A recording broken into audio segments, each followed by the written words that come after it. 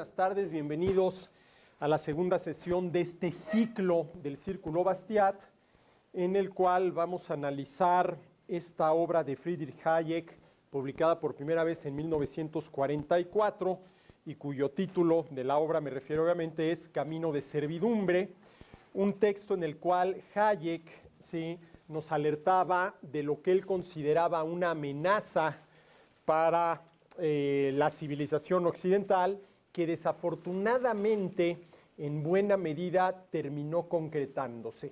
Y esa amenaza, para decirlo de la manera más rápida posible, era una cada vez mayor intervención del gobierno en la vida de los ciudadanos en términos generales y en concreto en el ámbito económico.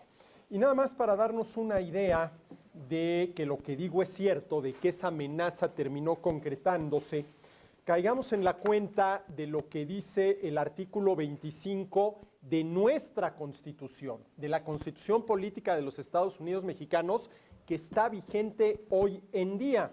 Tercer párrafo del artículo 25 constitucional. Leo textualmente. El Estado planeará, conducirá, coordinará y orientará la actividad económica nacional, ¿sí? Si nosotros comparamos, por ejemplo, la Constitución de 1857, considerada la constitución más liberal que ha tenido este país hasta el momento, en ninguno de sus artículos vamos a encontrar una propuesta como esta, de que el Estado planee, conduzca, coordine y oriente la actividad económica nacional. Es más, no la vamos a encontrar en el texto original de la Constitución de 1917, porque este parrafito, tal y como lo acabo de leer, se introdujo en la Constitución no hace mucho tiempo, ¿sí? En febrero de 1983, hace 35 años. No estaba en el texto original de la Constitución de 1917, ¿sí?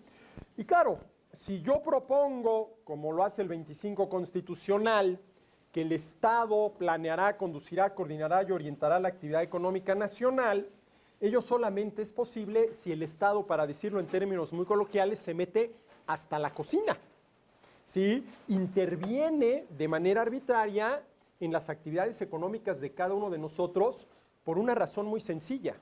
La única manera de que el Estado planee, conduzca, coordine y oriente la actividad económica nacional es planeando, conduciendo, coordinando y orientando las actividades económicas de cada uno de nosotros.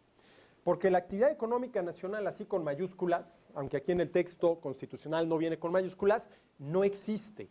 Es una abstracción. A mí frecuentemente me hacen la pregunta, oye, ¿y cómo va la economía mexicana? Y siempre respondo con una pregunta, a ver, espérame tantito, ¿cómo te está yendo a ti en tu actividad económica? Y eso es lo que verdaderamente existe, las actividades económicas que cada uno de nosotros lleva a cabo. Entonces, la única manera de planear, conducir, coordinar y orientar la actividad económica nacional sería planeando, conduciendo, coordinando y orientando las actividades económicas de cada uno de nosotros. Y si así fuera, que afortunadamente no lo es, ¿dónde quedaría la libertad de cada quien para, por ejemplo, trabajar en lo que le dé la gana y como le dé la gana? Que es precisamente lo que corresponde, ¿sí?, a un Estado donde se respeta la libertad de las personas. Entonces, menciono esto porque ustedes se podrán preguntar, bueno, hombre, pues si es un texto que se publicó por primera vez en 1944, a lo mejor está bien analizarlo en un curso de historia del pensamiento dedicado a Hayek o al liberalismo clásico, lo que ustedes gusten y manden, pero ¿qué tan pertinente resulta hoy en día retomar este texto? Bueno, Hayek, sí, lo que hace en buena medida en Camino de Servidumbre es alertarnos de esa amenaza que él veía venir. Una cada vez mayor intervención del gobierno, de los estados, en la vida de las personas en términos generales y en concreto en la actividad económica de las personas. Y lo estamos viendo hoy en día con todo este tema de Trump y sus arremetidas en contra del libre comercio, A ver, hay libre comercio, verdadero libre comercio, allí donde los consumidores, comprando y dejando de comprar, deciden qué se importa y en qué cantidades se importa. deciden la composición, el qué y el monto, el cuánto de las importaciones sin que el gobierno intervenga en lo más mínimo, tal y como debe de ser. ¿Sí? Tal y como debe de ser. Pero, ¿qué suponen las medidas proteccionistas como las que propone Trump? ¿Sí? Prohibir o limitar a los agentes económicos a decidir eso libremente. Vamos a suponer que el gobierno mexicano decidiera prohibir la importación de qué les gusta, ¿sí? De algún producto agropecuario de Estados Unidos, el que sea. ¿Qué estaría haciendo el gobierno mexicano? Prohibiéndonos a los consumidores mexicanos relacionarnos comercialmente con los oferentes estadounidenses. Como si eso fuera una actividad que tuviera que prohibirse, ¿no? Y eso es lo que se está discutiendo ahorita con todo el asunto de la renegociación del Tratado de Libre Comercio. Sí, bueno, entonces por eso es que creo conveniente traer a colación nuevamente el texto de Hayek. Hace 15 días intenté hacer, espero haberlo logrado, una introducción general al tema, un poco la biografía de Hayek, la época en la que escribió esto, etcétera, etcétera, etcétera. Y hoy vamos a tener una segunda sesión introductoria para dentro de 15 días ya entrarle de lleno al texto, porque considero importante, por lo menos, intentar responder 3 preguntas. Primero, ¿por qué necesitamos un gobierno? Por ejemplo, los liberales estamos convencidos de que sí necesitamos un gobierno. Los anarcocapitalistas, por favor, aquí la A es muy importante. Anarcocapitalistas, no narcocapitalistas. Si le quitamos la A suena muy feo. No narcocapitalistas. Anarcocapitalistas dicen que no. Y dicen que no, y además esta es una razón que hay que atender, porque lo que afirman es que cualquier actividad que realice el Estado, los particulares la pueden realizar de manera mucho más eficaz. Comenzando, por ejemplo, por el tema de la seguridad. ¿Qué pasa cuando falla el Estado al proveer seguridad a los ciudadanos? Pues que los ciudadanos acaban contratando seguridad privada. Me contrato una escolta de guaruras para que me proteja y probablemente eso sea mucho más eficaz que la supuesta seguridad que me tiene que brindar el Estado, ¿no? Bueno, los liberales consideramos que sí se necesita del Estado en general y del gobierno en particular. Pero aquí la pregunta es, bueno, ¿por qué? ¿Cómo justificar esta afirmación? Entonces, la primera pregunta que voy a intentar responder el día de hoy es, ¿por qué necesitamos un gobierno? La segunda que se dirá la primera es, ¿para qué? ¿Para qué necesitamos un gobierno? ¿Qué es lo que el gobierno debe hacer? Más allá de lo que pueda hacer. El gobierno puede hacer y de hecho hace mucho más de lo que debería hacer. Y la tercera pregunta será, ¿qué es lo que el gobierno puede hacer en el ámbito económico y qué es lo que el gobierno debe hacer en el ámbito económico? Esas son las 3 preguntas en torno a las cuales va a girar la sesión del día de hoy del Círculo Bastiat, ¿sí? La sesión del día de hoy del Círculo Bastiat. Bueno, a ver, ¿por qué necesitamos un gobierno?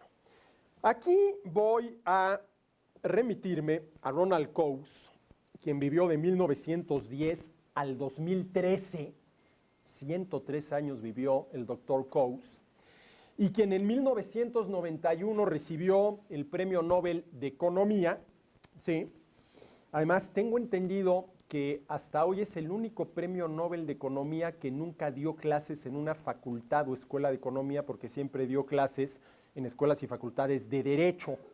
Y Ronald Coase está considerado uno de los santos patrones de esta disciplina que se llama análisis económico del derecho, lo que en inglés se conoce como Law and Economics, que es algo muy interesante porque es un punto donde empieza a converger por un lado la economía, por otro lado el derecho, y realmente es algo interesantísimo. Pero a ver, Ronald Coase en 1960 publicó un pequeño, como dicen en inglés, paper, cuyo título es El problema del costo social, y ese es precisamente ese texto considerado como uno de los orígenes del análisis económico del derecho. Ahora, dicho sea de paso, y por hacerle justicia a Jeremy Bentham a finales del siglo XVIII, ¿sí? Hay quienes consideramos, yo entre ellos, que un antecedente muy claro del análisis económico del derecho lo tenemos en una serie de textos muy cortos que escribió Jeremy Bentham y que luego recopiló en un librito que lleva el por demás provocador título de En defensa de la usura. Y ahí yo creo que se puede ver claramente un antecedente, si no es que el origen mismo del análisis económico del derecho. ¿Sí? ¿Por qué? Ya me estoy desviando, no me dejen, pero a ver, ahí les va. Lo que podríamos llamar el análisis tradicional del derecho podría partir de esta pregunta. ¿Cuál es la intención del legislador al promulgar una ley? A ver, ¿cuál es la intención del legislador que promulga una ley que prohíbe consumir drogas? Bueno, pues la intención es muy clara, evitar que uno se haga daño consumiendo drogas. Pero ¿cuál es la pregunta que hace el análisis económico del derecho? ¿Cuáles pueden ser las consecuencias de una ley una vez promulgada? Porque no basta con que se promulgue una ley para que todo el mundo la obedezca.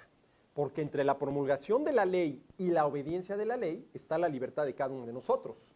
Yo decido si respeto o no respeto esta ley. Y qué bueno que entre la promulgación de una ley y su cumplimiento está nuestra libertad. Porque si bastara con la promulgación de una ley para que todo el mundo la cumpliera, los legisladores le podrían dar forma a la conducta humana de la A a la Z. Y todos acabaríamos haciendo lo que el legislador que quisiera. Y evidentemente que eso sería peligrosísimo, ¿no? Sería peligrosísimo. Qué bueno que entre la promulgación de la ley y su cumplimiento está la libertad de cada uno. La capacidad de cada uno de nosotros para decidir si la cumplo o no la cumplo. Porque además esto nos lleva, por ejemplo, al tema de qué hacer frente a leyes injustas, que las hay. ¿Cuál es la obligación ética frente a una ley injusta? ¿Cumplirla o no? Hombre, depende de qué es aquello a lo que la ley te obligue o que la ley te prohíba. Claro, lo primero que habría que hacer es, si es una ley injusta, luchar para que por las vías legales se modifique esa ley. Pero si de plano no se puede, ¿cuál es, sí, la obligación ética de cada uno? Pues antes que otra cosa, desobedecerla. Antes que otra cosa, desobedecerla. Vamos a suponer que en este país se promulgara una ley que prohibiera de Tijuana a Cancún, de Matamoros a Tapachula, hablar de Friedrich August von Hayek. En general y muy en concreto de camino de servidumbre. Prohibido hablar de camino de servidumbre. Bueno, pues este seminario estaría prohibido. Y esa sería una ley injusta. ¿Qué tendríamos que hacer ante esa ley? Bueno, pues reunirnos aquí en secreto, ¿verdad? A puerta cerrada, sin las cámaras, hablar de Friedrich von Hayek y de camino de servidumbre, ¿sí? Bueno, Ronald Coase, considerado como uno de los padres del análisis económico del derecho, publicó en 1960 este paper cuyo nombre es El problema del costo social, y él llegó a una conclusión muy interesante, ¿sí?, con la cual cree justificar que no necesitamos Estado. Y yo uso esa misma conclusión para justificar que sí. Esto es muy interesante, ¿no? Pero a ver, rapidísimamente, esto nos va a llevar por lo menos media hora, ¿no? Sí, vamos a ver de qué trata esto.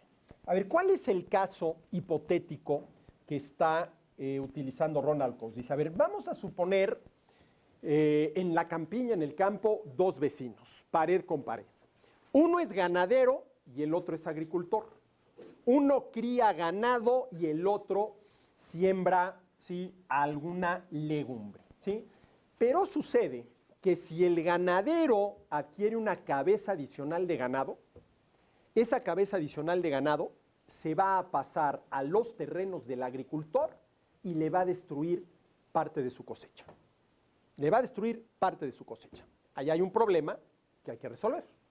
Porque a mi agricultor, esa cabeza de ganado que tú, ganadero, adquiriste, se está pasando a mis terrenos y me está destruyendo mi cosecha. Es decir, lo que estás haciendo con tu ganado es violando mi derecho a la propiedad. ¿A cuál? Pues a la propiedad de mi cosecha, ¿sí? A la propiedad de mi cosecha. Bueno, cuando se presentaban estos problemas, ¿cuál era antes de que Coase encontrara una solución distinta? La solución que se proponía Bueno, pues se proponía la solución a partir de lo que se conoce en el ámbito de la teoría económica como el paradigma piguviano. Piguviano.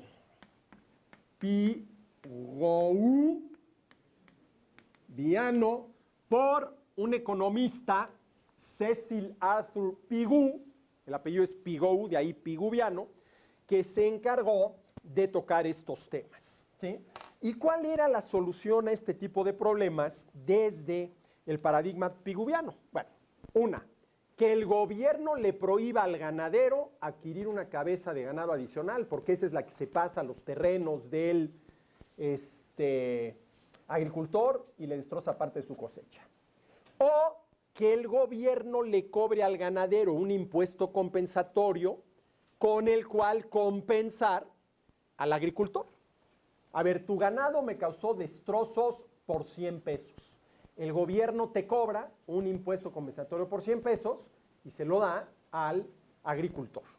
Esas eran las soluciones, ¿no?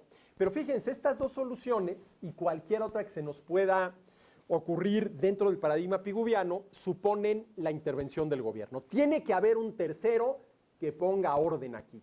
Tiene que haber un tercero que haga valer los derechos del agricultor frente al ganado del ganadero, ¿sí? Al ganado del ganadero, ¿sí?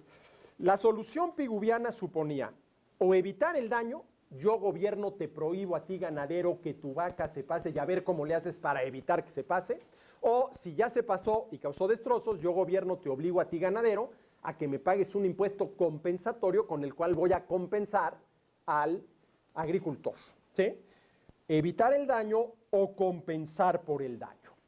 Lo que se pregunta, o se preguntó en su momento, Coase, es si no hay una mejor solución. ¿Sí? Y dice, sí la hay, un acuerdo entre el agricultor y el ganadero. Es una mejor solución. A ver, mejor solución, ¿desde qué punto de vista? Eso lo vamos a ir descubriendo, ¿no? Porque, a ver, mejor solución, ¿desde qué punto de vista?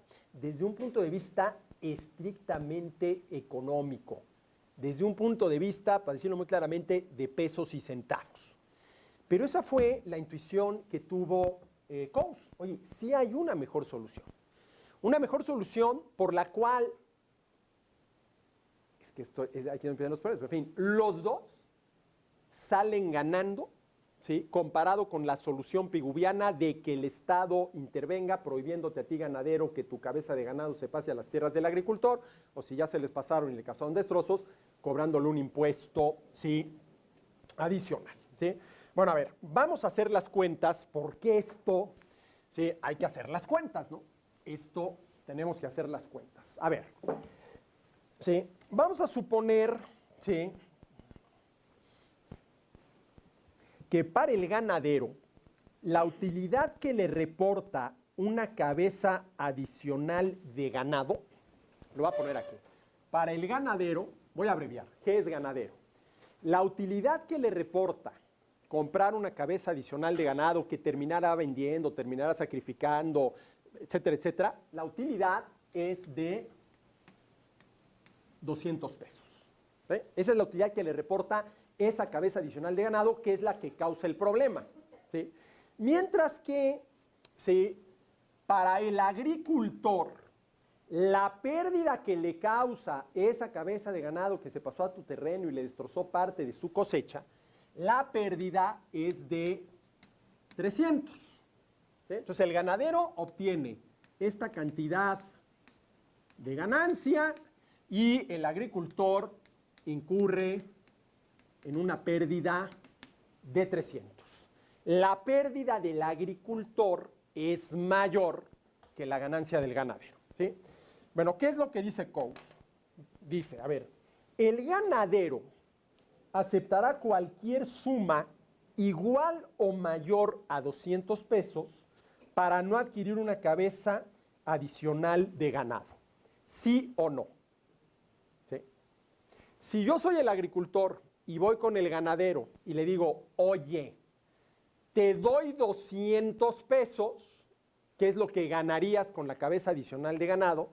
¿El ganadero me lo acepta o me lo niega? pues me lo acepta, estoy ganando lo mismo y además a lo mejor con menos problemas, ¿no? Ya no tengo que cuidar, etcétera, etcétera, ¿sí? Al agricultor, ¿eso le convendría? A ver, hagan la cuenta. Si el ganadero adquiere la cabeza adicional de ganado, esta se pasa a los terrenos del agricultor y le causa destrozos por 300 pesos, ¿cuánto pierde el agricultor? 300. En cambio, si el agricultor va con el ganadero y le dice, te doy 200, ¿cuánto pierde el agricultor? Solamente 200. ¿Y qué es menos malo? ¿Perder nada más 200 o perder 300? Pues perder nada más 200, ¿no? Entonces, ¿qué es lo que dice Coase? Dice, el agricultor estará dispuesto a pagar hasta 299 para evitar que el ganadero adquiera la cabeza adicional de ganado. ¿Qué es lo que está diciendo Coase? Si estos son los números, ¿sí? Desde esta perspectiva existe la posibilidad de que estos dos lleguen a un acuerdo. De que estos dos lleguen a un acuerdo, ¿sí? ¿Cuál es la cantidad máxima que el agricultor estaría dispuesto a pagar para que el ganadero no adquiera la cabeza adicional de ganado que le va a causar una pérdida de 300? Pues 299. Porque vuelvo a lo mismo, ¿qué es menos malo? ¿Perder 299 o perder 300? Pues perder 299, al final de cuentas estoy ahorrándome un peso. Entonces, si estos son los números, dice Coase, están dadas las condiciones para que el agricultor y el ganadero lleguen a un acuerdo sin necesidad de recurrir a un tercero, ¿sí? Están dadas las condiciones. No, lo cual es cierto, ojo, si las cifras cambian, entonces ya no.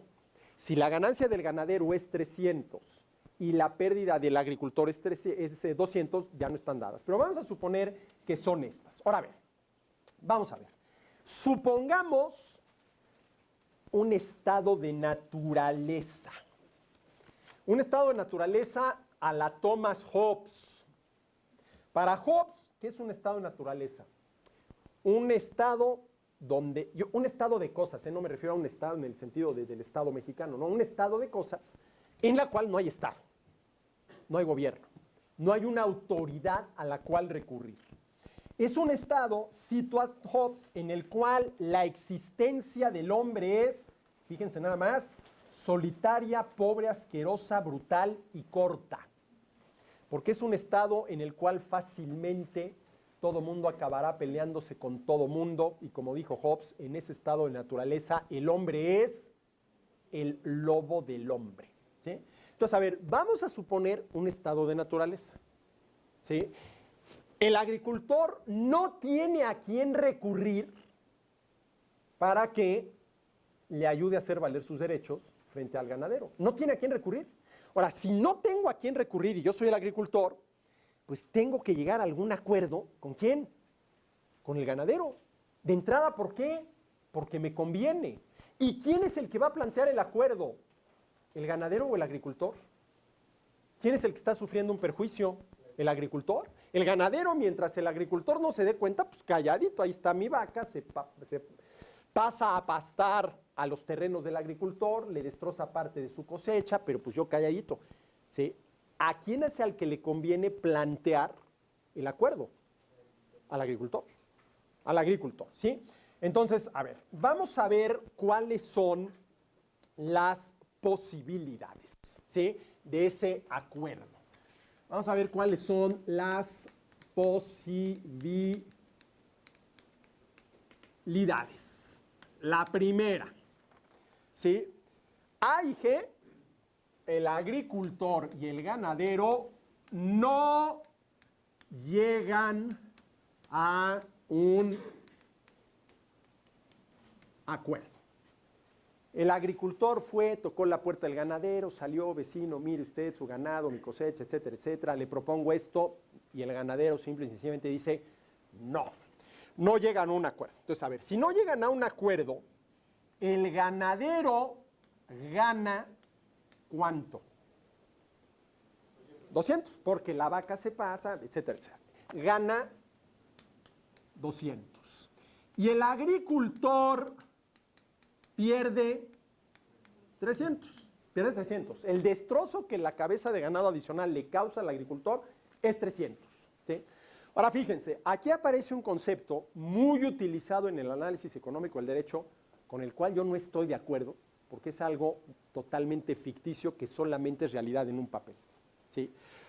¿Cuál es el balance social? Dice Coase. ¿Sí? ¿Cómo se calcula el balance social? ¿Sí? Vamos a abreviarlo BS, balance social. Hay que restarle a la ganancia de quien gana la pérdida de quien pierde. Entonces hay que restarle a la ganancia de quien gana, que en este caso es ¿cuánto? 200, la pérdida de quien pierde, que en este caso es 300, y el balance social es una pérdida igual a ¿cuánto? A 100.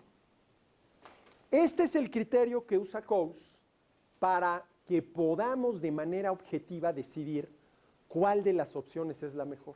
Ahora, ¿cuál es el problema con este concepto de balance social muy utilizado en el análisis económico del derecho? A ver, este menos 100, ¿dónde está? ¿Quién se quedó con menos 100? Ninguno de los dos. Este ganó 200 y este perdió 300. Lo que existe realmente es esta ganancia de 200 del ganadero y esta pérdida de 300 del agricultor. Esto no es más que fruto de ¿qué? De una operación aritmética y solamente está aquí en el papel. Pero bueno, aceptémoslo, ¿sí? Aceptémoslo, ¿sí? Bueno, primera posibilidad. Aquí me voy a ir un poco para acá porque debería de haber borrado esto. Pero para tener las 4 posibilidades en el pizarrón. A ver, esta es la primera posibilidad. A y G no llegan a un acuerdo. Segunda posibilidad. A y G sí llegan a un acuerdo. ¿Sí? Bueno. ¿Cuál es el único acuerdo que aceptaría el ganadero? Pónganse ustedes en los zapatos del ganadero. ¿Cuál es el único acuerdo que aceptarían? Claro, que tú, agricultor, me pagaras 200. Si tú, agricultor, me vas a dar lo que yo ganaría con la cabeza adicional de ganado, pues sí, hombre, tampoco vamos a vivir peleados. No me conviene vivir peleado con mi vecino, ¿sí? Entonces, a ver, ¿qué pasa? El agricultor paga 200 al ganadero, ¿sí? Que es lo mínimo que el ganadero aceptaría para no adquirir una cabeza adicional de ganado, que es a la que le va a ganar 200 pesos. Si tú me das lo que yo ganaría con la cabeza adicional de ganado ahorita, inclusive me conviene, porque qué tal que a la hora de la cabeza de ganado se me muere, se me enferma, etcétera, etcétera. Ahorita ya tengo aquí que los 200 pesos, ¿no? Los 200 pesos, ¿sí? Bueno, ¿y qué pasa si G gana cuánto? 200, ¿sí? Y ahora a ver, ¿qué pasa con el agricultor? A ver, si el ganadero hubiera adquirido la cabeza de ganado adicional, se pasa a su terreno, le causa destrozos por 300. Aquí, para que no le causara destrozos por 300, tuvo que pagar 200. Podríamos decir que el agricultor gana ¿qué? Gana 100. ¿Sí? Si yo no te hubiera propuesto, yo agricultor, no te hubiera propuesto este trato ganadero, hubieras adquirido la cabeza de ganado adicional, se hubiera pasado a mi terreno y me hubiera causado destrozos por 300. Te estoy pagando 200. ¿Cuánto gané, por decirlo, o no perdí? Claro, no me quiero meter en esa discusión si es que lo gané o no lo perdí. Estrictamente hablando es distinto, ¿no? Una cosa es ganar y otra cosa es no perder. Pero en fin, para no meternos en discusión, 100. Bueno, ¿cuál es aquí el balance social? ¿Cuál es aquí el balance social? El balance social es la ganancia del que gana aquí más la ganancia del otro. Más 100 es de 300. A ver, si yo utilizo este concepto de balance social para decidir entre estas dos, pues obviamente, ¿cuál es la que más conviene? Esta. Y obviamente, esta es también la que más le conviene a quién, al agricultor. ¿Sí? Esa es la segunda posibilidad. ¿Sí? Tercera posibilidad. Si G decide voluntariamente, esta es la más interesante de todas, voluntariamente no sumar una cabeza de ganado. Una cabeza de ganado. Lo decide voluntariamente. Es un ganadero que consciente de los derechos del otro y consciente de lo que su cabeza de ganado le va a hacer al otro. Oye, yo eso no lo puedo hacer, por ética, ¿sí? No voy a esperar a que venga mi vecino a plantearme un trato porque lo decente, lo propio de gente bien nacida es que yo no le cause daño, que no viole el derecho de mi vecino a la propiedad sobre su cosecha. Entonces, a ver, ¿qué sucede aquí? G, vamos a decirlo así, pierde, aunque estrictamente hablando es no gana, pero para usar ganar, perder, ¿no? Porque si no, ¿sí? Pierde 200, ¿sí? ¿Qué pasa? A gana ¿cuánto? 300. Ahora, nuevamente, no es que gane 300, es que no pierde 300, no le causaron una pérdida por 300. ¿Y cuál es el balance social?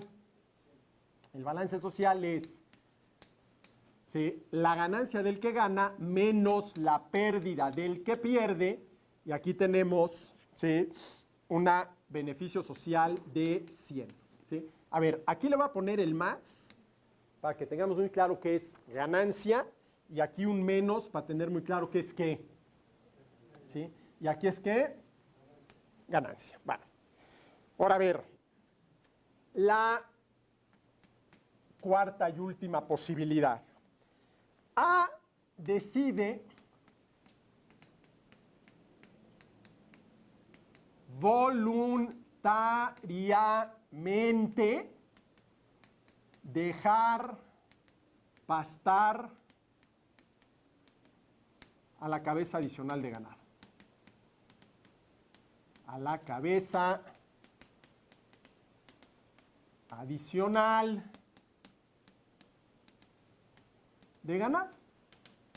Hombre, yo no sé si aquí llamarle a el buen vecino o el vecino que no acaba de darse cuenta bien de lo que le está pasando, ¿no? O a lo mejor no quiere meterse, mira, total, el ganadero es medio peligroso, no me conviene enemistarme con él, etcétera, etcétera, no me voy a meter en pleitos, que se pase la cabeza. Bueno, si esto es así, ¿qué sucede? ¿Sí? A decide voluntariamente dejar pastar al ganado del ganadero. ¿Qué pasa con A? ¿Gana cuánto? 200. Ahí está la cabeza adicional, se pasó, no hubo problema, etcétera, etcétera. ¿Qué pasa con B? Aquí sí pierde ¿cuánto? 300. ¿Y cuál es el balance social? La ganancia del que gana menos la pérdida del que pierde, menos ¿qué? Menos 100. ¿Sí? Menos 100. ¿Sí? Bueno, a ver, estas son las 4 posibilidades. Que no se llegue a un acuerdo, que se llegue a un acuerdo, que el ganadero voluntariamente decida no adquirir la cabeza adicional de ganado para no perjudicar al vecino, o que el vecino, que es el agricultor, decida voluntariamente dejar que la cabeza de ganado del vecino se pase. ¿Sí? Bueno, a ver, primero, si nosotros tomamos como punto de referencia para decidir cuál de estas 3 es la mejor, el balance social, ¿cuál es la opción correcta? Si de lo que se trata es de maximizar el balance social, ¿cuál es la opción correcta? A ver, ¿cuál es esta? Porque aquí el balance social es ¿qué? 300. A ver, la primera opción, aquí hay una pérdida de 100. Aquí hay una ganancia de 300. Aquí hay una ganancia de 100, aquí hay una pérdida de 100. ¿Cuál es, desde este punto de vista, la opción correcta? Pues está de aquí. Ya vamos a ver qué sucede cuando superamos el estado de naturaleza y hay un gobierno al cual el agricultor puede recurrir. Ya vamos a ver, no nos adelantemos. Pero todavía seguimos en ¿qué? En el estado de naturaleza. El agricultor no tiene a quién recurrir. O arreglan estos dos su problema o no hay a quién recurrir. Y si no hay a quién recurrir, ¿cuáles son las únicas 4 posibilidades? Estas de aquí. Entonces, ¿qué es lo que dice Coase? A ver, primero que nada, queda muy claro que la opción es esta. Porque esta es la que maximiza ¿qué? El beneficio social. Claro, el problema es que este beneficio social no aparece más que en el papel. Insisto, a ver, ¿quién tiene estos 300? Nadie. En este sentido, lo que tenemos aquí es una visión colectivista del asunto. Hay que ver qué es lo que más beneficia a la colectividad. Hijo, pero espérame, lo que estás hablando aquí hay de entrada intereses encontrados. ¿Qué interés tiene el ganadero de adquirir una cabeza de ganado adicional y que se pase a pastar a las tierras del agricultor sin que el agricultor ¿qué? Le reclame? ¿Será ese el interés del ganadero, sí o no? Pues claro que sí. Claro que sí. Por ejemplo, ¿cuál es el interés que tiene un vecino que jueves, viernes y sábado arma tremendos reventones en su departamento hasta las 5 de la mañana? ¿Qué interés tiene? Que los vecinos no le reclamen. Interés, no derecho. Pues claro que sí. Bueno, aquí es exactamente la misma lógica. ¿Qué interés tiene el ganadero? A ver, ¿cuál es el interés del ganadero? ¿Sí? A ver, de estas 4 opciones, ¿cuál es la que corresponde al interés del ganadero? Si el ganadero pudiera decir cuál es la que corresponde al interés del ganadero. La 4.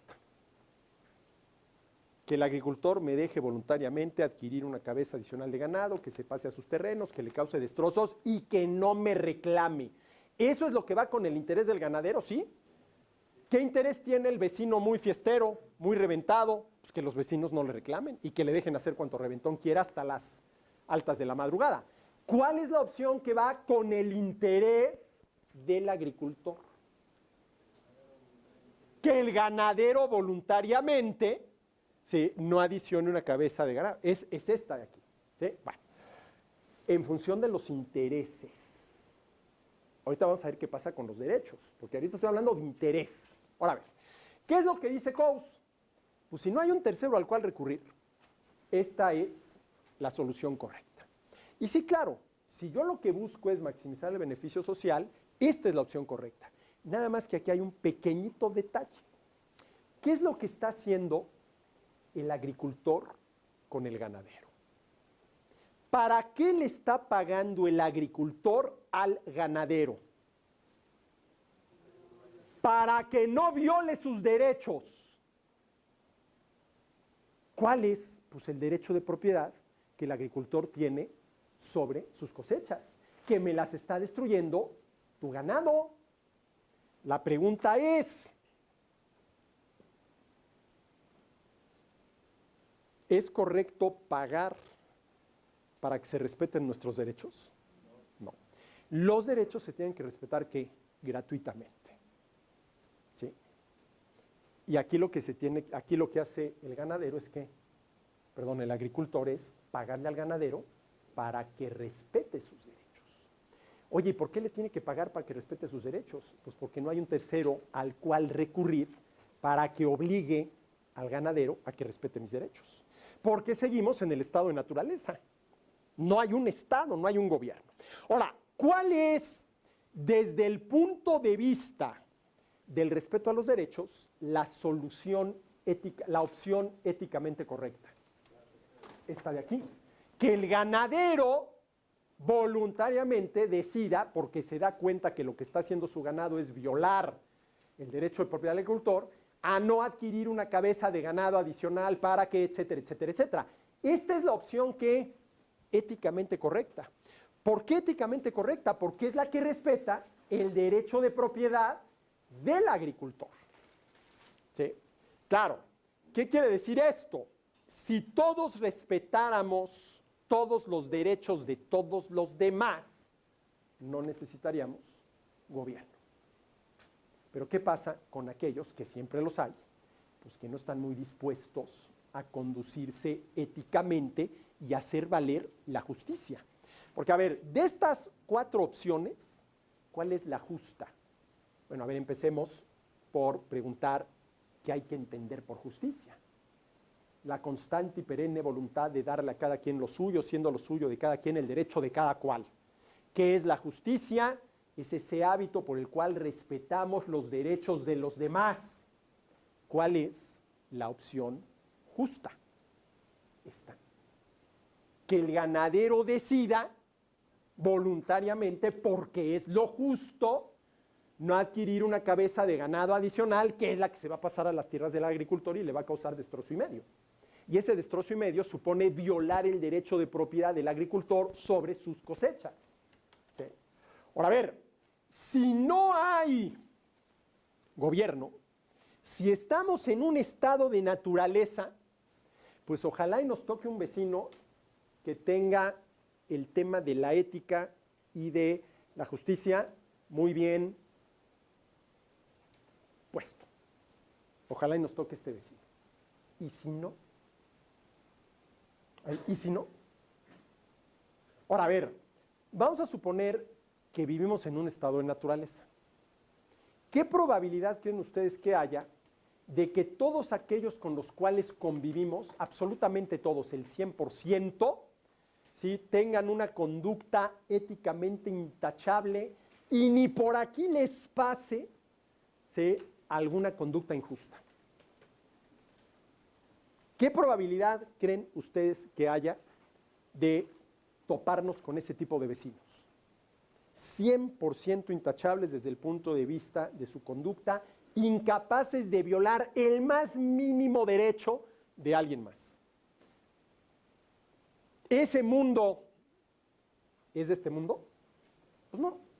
Ahora, a ver, si vivimos en un estado de naturaleza y hay quienes no están dispuestos a respetar los derechos de los demás, de alguna manera tenemos que resolver el problema. Al menos que, pues yo sea un agachón y usted pásele y viole cuantos derechos míos pueda violar. Pero hombre, va a llegar un momento en que ¿qué? En que así, ¿sabes qué? Ya basta. Ahora, claro, a ver, otras opciones. Que el agricultor saque su escopeta y mate a la vaca del vecino. Y entonces el vecino saca su escopeta y va y mata al agricultor. Y entonces, bueno, la guerra de todos contra todos. El hombre es que el lobo del hombre, y en esas condiciones, como decía Job, la existencia se vuelve solitaria, pobre, asquerosa, brutal y corta. ¿Sí? Y ahora, a ver, ¿yo voy a acabar de pleito con el vecino? Bueno, puede llegar un límite, a partir de decir, ¿sabes qué? Ahora sí que, aunque nos agarremos a balazos, ¿no? Ya estuvo suave. Pero si no quiero llegar a esos extremos, ¿qué me queda? Plantearle a mi vecino, al ganadero, un acuerdo que le sea, ¿qué? Beneficioso, lo cual supone que le tengo que pagar para que respete mis derechos. Y los derechos se deben respetar, ¿qué? Gratuitamente. A ver, imagínense que terminando la sesión del día de hoy, me paro yo allá en la puerta y conforme van saliendo, espérenme tantito, me debe cada uno de ustedes 500 pesos porque yo respeté sus derechos a la integridad física y no me los agarré a todos a zapes. Y como no me los agarré a zapes, me deben 500 pesos. Ese es el precio que tienen ustedes que pagar por yo haber respetado su derecho a la integridad física y no habérmelos agarrado a zapes. Bueno, ¿qué pensarían de mí? Pues el profesor se volvió loco. Porque yo ese derecho que ustedes tienen a la integridad física, lo cual entre otras cosas supone que no los puedo agarrar a zapes, lo tengo que respetar, ¿qué? Gratuitamente, sin que ustedes me paguen por ello, ¿sí? Entonces, claro, si viviéramos en una sociedad donde absolutamente todos tuviéramos la actitud que tiene el ganadero en este tercer ejemplo, pues a todo da, no necesitaríamos gobierno, ¿sí? No necesitaríamos gobierno, ¿sí? Bueno, ¿hasta ahí estamos? ¿Sí? Bueno, ¿puedo ya borrar esto? ¿Sí? Bueno, entonces, a ver, dice Coase, nada más para terminar con el ejemplo de Coase. ¿Qué pasa si superamos el estado de naturaleza y aparece un gobierno? El estado y el gobierno. A ver, superamos el estado de naturaleza y aparece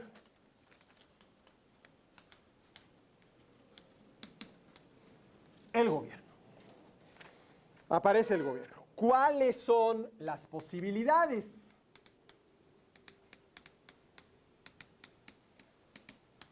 ¿Cuáles son las posibilidades? A ver, la primera posibilidad. El GOP, GOB, para no confundirlo con el ganadero, si le prohíbe, a ver, esto ya estamos dentro de lo que mencionaba yo al inicio, eso que se conoce como el paradigma piguviano. Esto es lo que hubiera dicho Pigú. Tiene que aparecer un tercero que ponga orden, ¿sí? El gobierno le prohíbe al ganadero la cabeza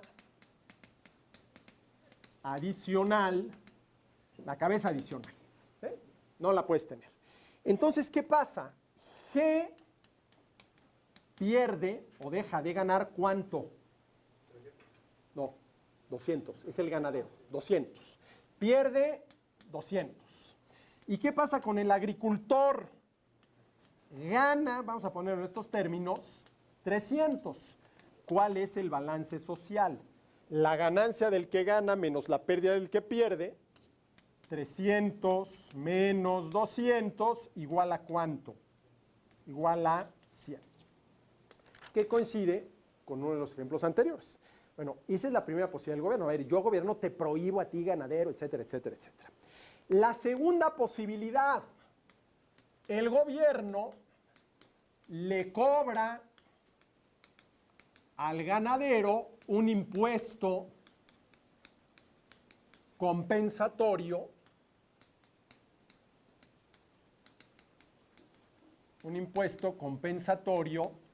¿de cuánto tendría que ser? De 300. El impuesto compensatorio tiene como objetivo compensar al agricultor por la pérdida que le causó el ganado. ¿De cuánto es la pérdida? De 300, pues te tengo que cobrar un impuesto de 300 para dárselo. Eso es lo importante. Ese impuesto no se lo debe quedar el gobierno. Se lo tiene que transferir al ganadero. En pocas palabras, lo que el gobierno está obligando a hacer al ganadero es a resarcir el daño causado al agricultor, ¿sí? Es más, tal vez inclusive el gobierno ni siquiera tendría que cobrar ese impuesto. A ver, ganadero, yo aquí nada más veo, págale los 300 pesos al agricultor, ¿sí? Entonces, ¿qué sucede? Un impuesto compensatorio de 300. Entonces, a ver, ¿aquí qué sucede? ¿Cuánto pierde el ganadero? A ver, ya se pasó el caballo, perdón, el ganado ya se pasó. Ya le causó el daño, por eso es un impuesto compensatorio, ¿sí? Entonces, tu ganadero obtuviste de ese daño que le causaste al agricultor 200. Yo te voy a obligar a pagarle 300. ¿Cómo quedaste tú ganadero al final de cuentas? Sí, pierdes 100. ¿Y qué pasa con el agricultor? Bueno, a ver, estrictamente hablando, el agricultor queda ¿qué? Queda igual. Me causaste una pérdida de 300, me pagaste 300, gana 0. Ese quedó exactamente igual. ¿Qué pasa con el beneficio social? ¿Sí? Lo que gana el que gana menos lo que pierde el que pierde, ¿menos qué? Menos 100. Menos 100. Ahora a ver, pregunta, desde el punto de vista del balance social, ¿cuál es la mejor opción? De las 6, no, de las 6 que vimos. Las 4 anteriores en estado de naturaleza más estas 2. El acuerdo. Porque con el acuerdo el balance social es de más 300. No hay ninguna otra opción que te llegue a esa cantidad. ¿Y qué es lo que dice Coase? ¿Ya ven cómo no necesitamos un gobierno? ¿Sí? Miren, esto va más o menos por la línea, aunque es una analogía muy flojita, de más vale un mal acuerdo que un buen pleito. Esto los abogados te lo dicen mucho, ¿no? A ver, más vale un mal acuerdo entre las partes a un buen pleito, lo cual muchas veces es cierto, ¿sí? Pero ojo, aquí estrictamente no estamos hablando de eso, porque ninguna de estas dos opciones supone un pleito legal. ¿Sí? Supone un pleito legal. ¿Sí? Si aquí el agricultor no está demandando al ganadero frente a una corte, simple y sencillamente le está exigiendo al gobierno que haga su tarea. Haz valer mis derechos. No estoy demandando, estrictamente hablando, no estoy demandando al ganadero, ¿no? Entonces, a ver, desde el punto de vista del balance social, la mejor opción es el acuerdo. Y por eso dice Coase, ya ven, no necesitamos un gobierno. Pero yo no sé cómo todos quienes defienden esta postura, a veces, estamos hablando de un premio Nobel de Economía. De un premio Nobel de Economía. Una persona muy reconocida en el ámbito de la economía, en el ámbito del análisis económico del derecho, en el ámbito del derecho, ¿sí? Y me llama muchísimo la atención cómo, ¿sí?, buena parte del análisis económico del derecho está construido alrededor de este concepto, balance social, que no es más que el resultado de una operación aritmética y que no existe más que en el papel.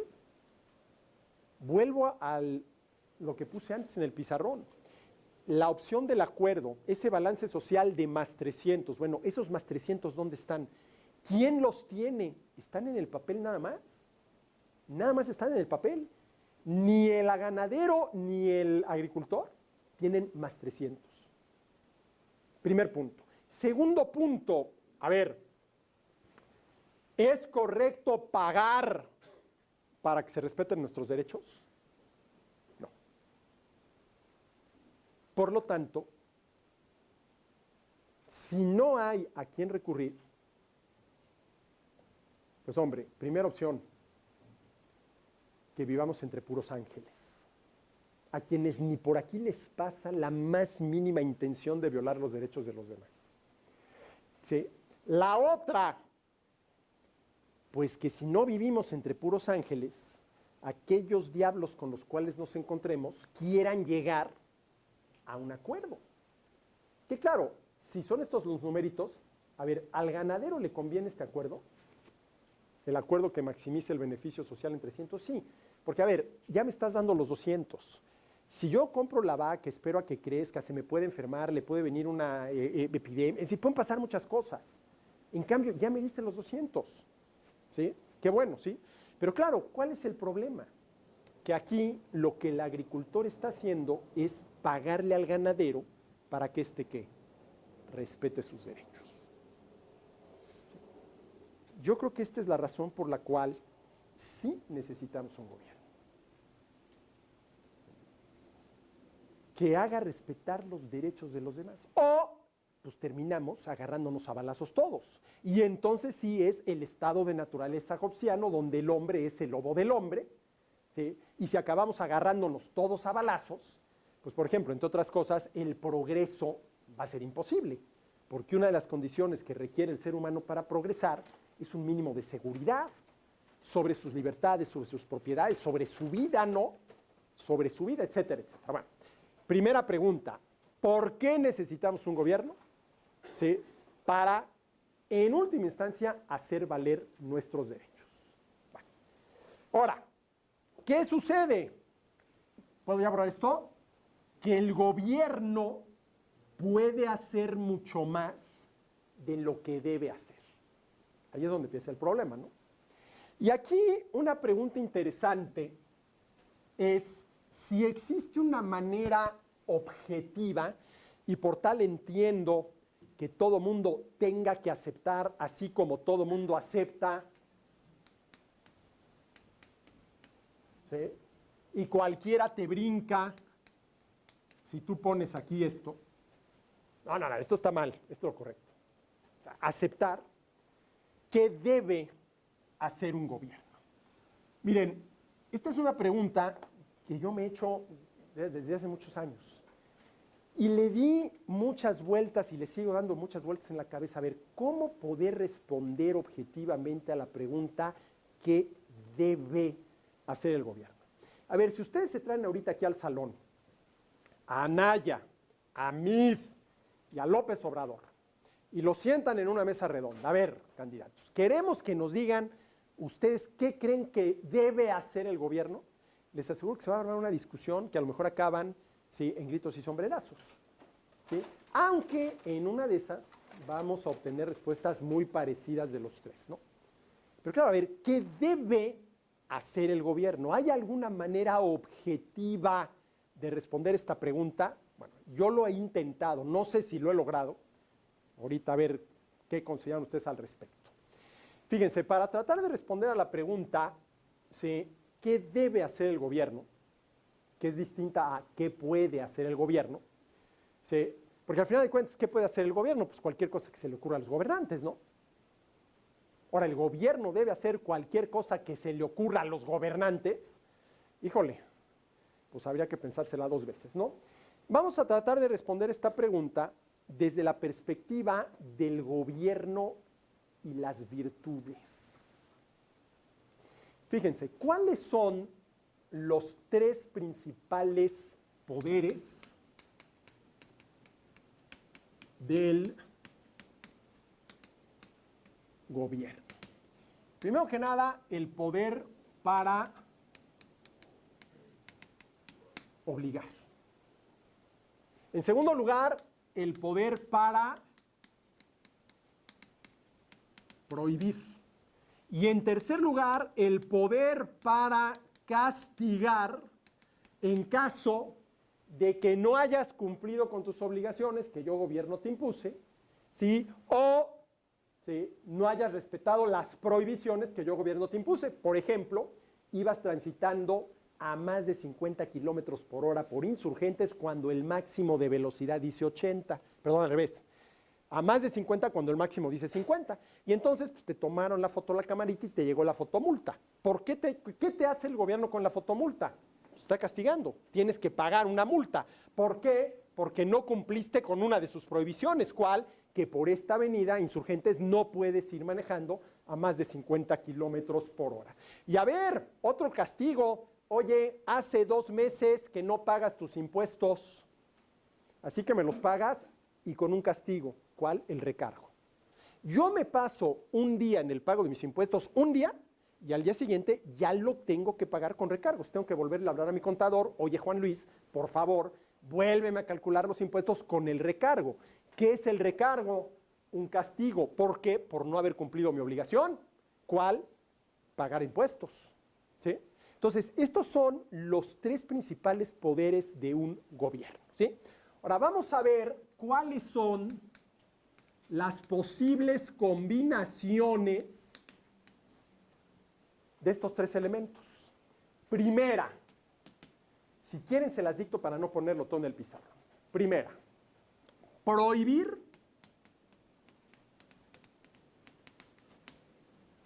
hacerle daño a los demás y castigar a quien lo haga. Prohibir hacerle daño a los demás. No matarás, no secuestrarás, no robarás y castigar al que lo haga. Castigar al asesino, castigar al secuestrador, castigar al ladrón. Aquí tenemos la primera combinación, prohibir y castigar. Segunda,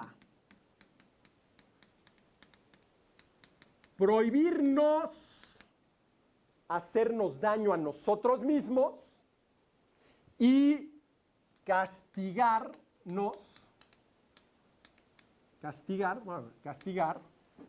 prohibir hacernos daño a nosotros mismos y castigarnos si nos lo hacemos. Oye, está prohibido consumir drogas.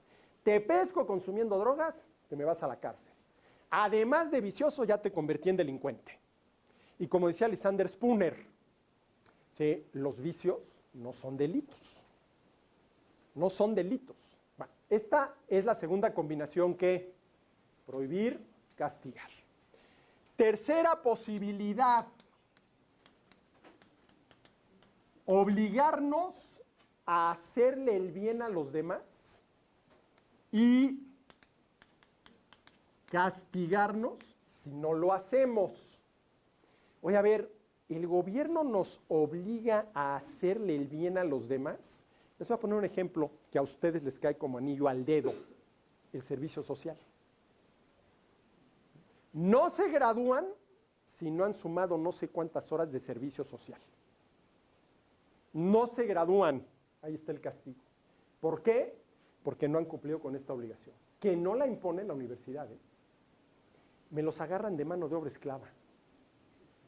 Yo no sé qué esperan para rebelarse. Y ojo, no estoy en contra del servicio social, estoy en contra de la obligación. Eso sí, de la obligación. Cuarta posibilidad, obligarnos a hacernos el bien a nosotros mismos y castigarnos si no lo hacemos. Por ley todo mundo tiene que hacer, claro, no hemos llegado a esos extremos, pero en una de esas no tardamos, 20 minutos de ejercicio físico todos los días. Y si no lo haces, ¿sabes qué? Te castigo. ¿Cuál podría ser el castigo? En vez de 20 minutos diarios, ahora van a ser una hora. Una hora de series continuas de sentadillas, lagartijas y abdominales. Órale, una hora. ¿De acuerdo? Bueno, aquí está la relación obligar, castigar, obligar, castigar. ¿Sí? Si nosotros combinamos estos tres poderes del gobierno, estas son las posibilidades. Y cada una de estas posibilidades tiene que ver con una virtud. Entendiendo por virtud los hábitos operativos buenos, que son lo contrario del vicio, que serían hábitos operativos malos. A ver, ¿con qué virtud tiene que ver la prohibición de hacerle daño a los demás y castigarnos si se lo hacemos? La justicia. La justicia, que es una virtud. Ahora fíjense, aquí hay un punto importante. A ver, ¿debe el gobierno, por medio de leyes, prohibir cualquier tipo de daño que alguien le pueda hacer a alguien más? ¿Cualquier tipo de daño? Por ejemplo, los daños morales. Un ejemplo, Juanito dejó plantada a Anita en el atrio de la iglesia el día de su boda. Como se dice, la dejó vestida y alborotada. Juanito no llegó y le causó un daño moral impresionante que ni con 30 años de terapia va a superar. ¿Le causó un daño moral? Sí, que puede ser terrible. A ver, imagínense que el día del día el novio los deje plantadas, ya vestidas de novia ahí muy chulas, esperando, y no llega. Bueno, ese tipo de conductas que causan daño moral deberían estar prohibidas y sancionarse. ¿Cuáles son las que deben prohibirse y castigarse? Las que suponen violar derechos que realmente lo sean. Matar, violas el derecho a la vida. Secuestrar, violas el derecho a la libertad. Robar, violas el derecho a la propiedad. Mutilar, violas el derecho a la integridad física que forma parte del derecho a la vida, etcétera, etcétera.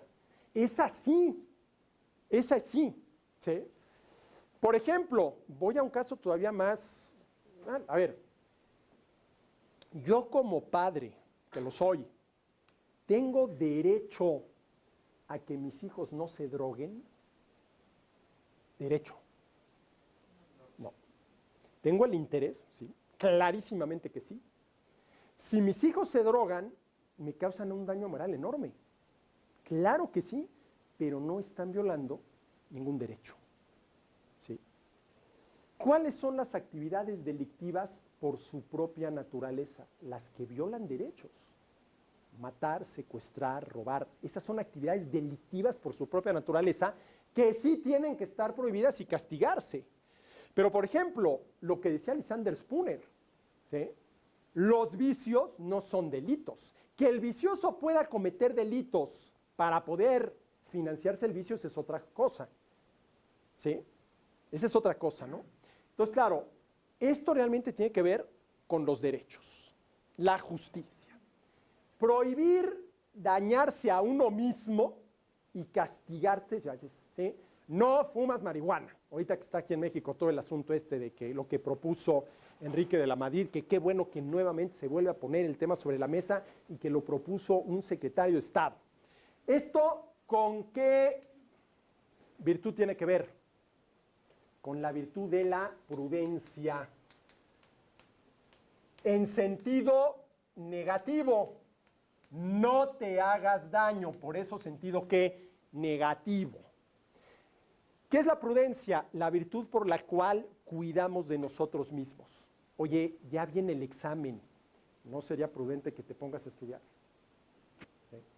Oye, en fin, ¿sí? ¿Con qué virtud tiene que ver obligarnos a hacerle el bien a los demás y castigarnos si no lo hacemos? La beneficencia. Bueno, la bondad, vamos a utilizar beneficencia. La beneficencia, otra virtud. Y esto último, obligarnos a hacernos el bien y castigarnos si no lo hacemos. Todo mundo, por lo menos 20 minutos de ejercicio físico todos los días. Nuevamente, tiene que ver con la prudencia, ahora en sentido ¿qué? Positivo. Aquí es negativo porque es no te hagas daño, aquí es positivo si hazte el bien. No consumas drogas, haz ejercicio. Bueno, la pregunta es, de estas tres virtudes, ¿cuál es la que el gobierno debe exigir? La primera. Adam Smith, ya se había tardado en aparecer en este círculo Bastiat, en la teoría de los sentimientos morales, dice una cosa muy interesante. Dice, a ver, los cimientos de la convivencia civilizada es la justicia. Para convivir civilizadamente, lo primero que tenemos que hacer es respetar los derechos de los demás. Esto es muy, ¿qué? Juarista. El respeto al derecho ajeno es la paz, y la paz es la convivencia civilizada. ¿Sí? Y eso, decía Smith, respetar los derechos de los demás no se puede dejar a la voluntad de cada quien. Pues a ver de qué ánimo me despierto mañana y a ver si se me da la gana o no de respetar los derechos de todos aquellos con que convivo. No, espérame, eso no depende de si se te da o no se te da la gana. Esos los tienes que respetar, digámoslo así, por oficio. Bueno. Y decía Smith, pero convivir civilizadamente, no violar los derechos de los demás, no hacerle daño a los demás, es lo mínimo necesario. Y no podemos quedarnos, decía Smith, en lo mínimo necesario. Hay que pasar de la convivencia civilizada a la convivencia verdaderamente humana. Y eso hace referencia ¿a qué? A la beneficencia. A ver, esto, diría Smith, supone no dañes a los demás. Esto supone hazle el bien a los demás. Y se hace Smith la pregunta, así como esto no se puede dejar a la libre voluntad de cada quien, ¿esto también se tiene que imponer por la fuerza? Y Smith es muy claro y dice, no.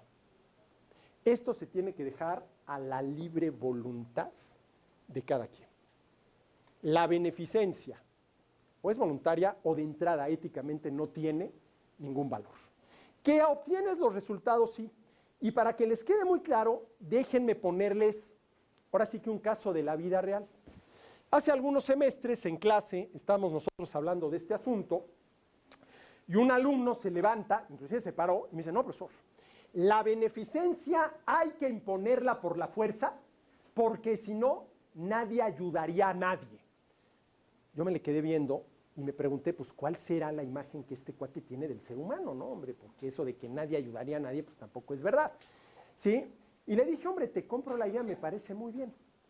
Para mi fortuna, estábamos discutiendo este tema en clase y allá afuera, ¿sí?, estaba la campaña de donación altruista de sangre. Ya ven que todos los semestres vienen, ponen sus tiendas de campaña y quien quiere dona sangre. Bueno, estábamos discutiendo esto y allá afuera, yo no era este salón, pero ahí que se pone, ahí estaba la campaña. Entonces le dije, mira, me parece muy bien. De acuerdo, al ser humano hay que obligarlo a ayudar a los demás porque si lo dejas a su libre voluntad, ¿sí?, viviríamos en un estado de naturaleza. El hombre es el lobo del hombre. De acuerdo, te compro la idea.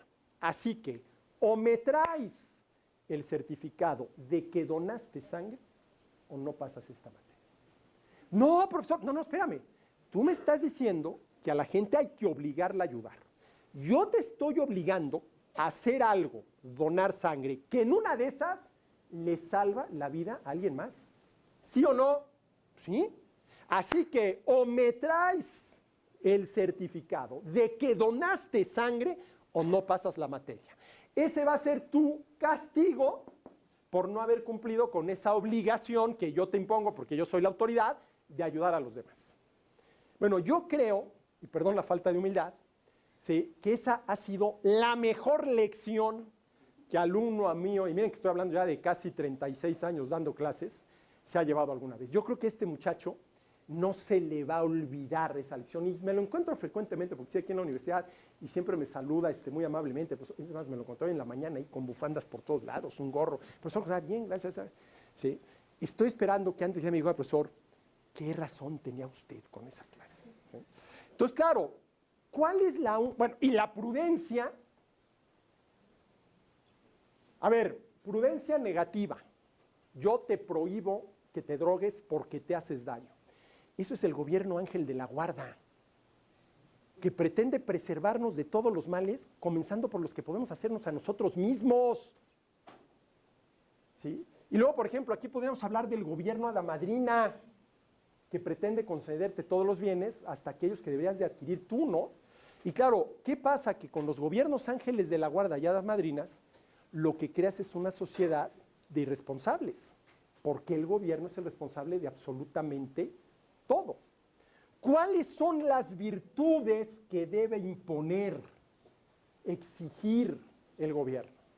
Esta de aquí. Yo ahí sí coincido totalmente. Esto no se puede dejar a la libre voluntad de cada quien. A ver de qué talante amanece hoy el ganadero y si está dispuesto a evitar que su ganado se pase a los terrenos del agricultor, o esta mañana, al contrario, achucha a todo su ganado para que se pase a los terrenos del agricultor y le cause destrozo y medio, ¿sí? Yo no sé si por aquí tengamos que seguirnos para tratar de encontrar una respuesta objetiva a la pregunta ¿qué debe hacer el gobierno? ¿Qué debe hacer el gobierno? Lo relacionado con la justicia. Y ojo, a ver, ¿el gobierno puede garantizar el respeto a los derechos de todos? No. ¿Qué es lo único que puede hacer? Prohibir que se violen los derechos de los demás. Aquí la regla es no matarás, no secuestrarás, pero no te lo puede garantizar. Si lo pudiera garantizar, viviríamos ¿qué? En un mundo ideal donde nadie cometería un delito porque el gobierno ¿qué? Te lo prohíbe. Estás por cometerlo, ya apareció el gobierno y ya no lo cometiste, ¿sí? Entonces yo no sé si por aquí vaya. Ahora, el tema de la beneficencia, rapidísimamente porque aquí sigue, ¿sí?, el tema. Para terminar con esto, ¿de qué manera nos puede el gobierno obligar a ayudar a los demás? A ver, vámonos desde lo más drástico a lo menos drástico. A ver, ¿tiene el gobierno el derecho, y por lo tanto nosotros los ciudadanos la obligación, de exigirnos dar la vida a cambio de alguien más? Oye, pero ¿qué Jesús, el mismo Jesús no dijo que no hay mayor amor del que da su vida por el prójimo? Sí, el que la da, no el que se la quitan. A ver, yo doy la vida por mis hijos, ¿cómo va? Oye, ¿y los hijos del vecino? No, pues ellos tienen su papá, ¿no? ¿Sí? Bajémosle de intensidad. Ya no es que te obligue a dar la vida, te obliga a entregar, y no digo donar porque la donación supone la voluntariedad, un órgano. Ya no te va a obligar a dar la vida, pero sí el riñón. Oye, yo gobierno necesito tu riñón para trasplantárselo a ella y salvarle la vida a ella. Que tú voluntariamente lo dones, maravilloso. Que yo te obligue, ¿tiene el gobierno ese derecho? Bajémosle de intensidad, ya no te va a obligar a dar la vida, ya no te va a obligar a dar el órgano. Te va a obligar a dar un poco de trabajo. Oye, a ver, o van todos los viernes en la tarde 2 horas a tal asilo a alfabetizar a adultos mayores, o no se gradúan de la licenciatura, el trabajo social. Te están obligando, ya no te están obligando a dar la vida, ya no te están obligando a dar el riñón, te están obligando a dar parte de tu tiempo, de tus conocimientos, de tus habilidades. Oiga, pero ya ves que usted está en contra. No estoy en contra de que nos ayudemos los unos a los otros. Estoy en contra de que te obligue. Bajémosle de intensidad. Ya no te va a obligar a entregar trabajo. Te va a obligar nada más a entregarle parte del producto de tu trabajo. A ver, ya no te voy a obligar a que tú vayas todos los viernes en la tarde a alfabetizar a adultos mayores. Te voy a cobrar impuestos, te voy a obligar a que me entregues parte del producto de trabajo para yo pagarle a quien va a ir al asilo a alfabetizar, ¿sí?, adultos. Aquí el gobierno nos obliga a ayudar al otro de manera que directa. Aquí lo hace de manera que indirecta. Y esto supone una de las principales críticas que realiza Hayek, el Estado benefactor, que redistribuye el ingreso, le quita a A para darle a B. Es muy interesante porque, por lo general, a ver, siempre que hago esta pregunta, todo mundo está en desacuerdo con esto, todo mundo. Aquí ya el alumno que les platiqué, ¿no? Aquí más o menos. Pero aquí, claro, no, pues aquí sí, que el gobierno te cobre impuestos y te quita a ti para darle acá, ¿sí? La manera que el gobierno tiene de obligar a esto, hoy en día, es fundamentalmente una manera que indirecta, ¿sí? Es una manera indirecta.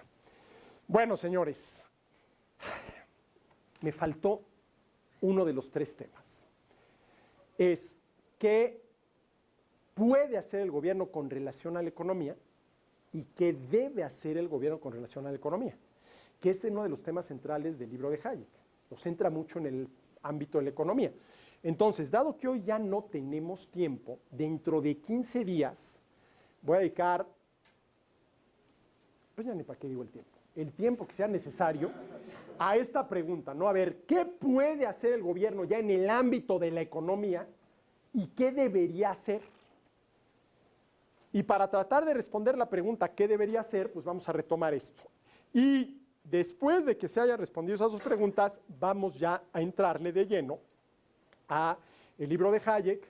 Yo voy a hacer todo lo posible, porque así está planeado el curso, para dedicarle en cada sesión a 3 capítulos del libro, ¿sí? Insisto, no se trata de ver párrafo por párrafo, etcétera, etcétera, sino de cada capítulo tomar aquello que hoy en día resulta pertinente para tratar de tener ideas un poquito más claras en torno a lo que está pasando en nuestro país. Jóvenes, les agradezco mucho. Nos vemos dentro de 15 días y ojalá y esto les haya servido. Y si a partir de esto alguno de ustedes tiene ideas y eso, de veras que yo se los agradezco porque, insisto, estos son los primeros pasos y por aquí nos podemos seguir. Muchas gracias. A ustedes.